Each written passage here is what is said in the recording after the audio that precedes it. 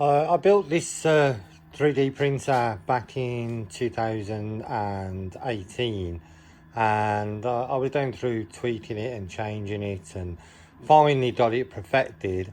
And then I was going to start releasing all the instructions on how to build this version of the print table, which is essentially still the 3D printer made out of Ikea Lack Tables, but then sort of like made it so it had more functionality, more cleanliness in terms of the wirings and how it all went, enclosed, a heat bed that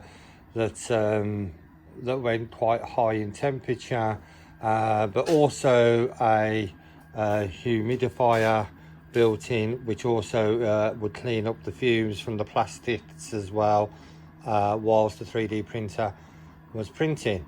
Now, like I say, I finished this back in 2018, and then essentially I've just left it. And I've had a bit of time tonight, so I just thought, I'll just give it a wipe over, give it a clean up and try it.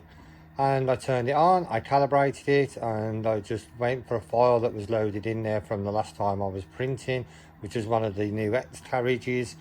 And to my amazement, the filaments and everything's been left in it for that much time, and it is there now. You can see happily printing away the print for the X carriage.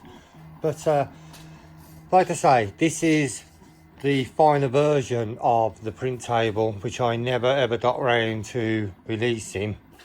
But you can see there, it's quite a nice looking machine. There's still a lot of the functionalities and the design and the of the pieces that make it up of the original print table and the Printtable SE series. Just a few little modifications were made, but like I say, I never ever released these files. Didn't really quite know what to do with this one, but let's say very nice printer, and like I say, for it to be stored and not be used since 2018, turn it on and just do a quick calibration and bang, it's back out to printing straight away. So I just thought I'd share that with you. Print table, final version. Thank you.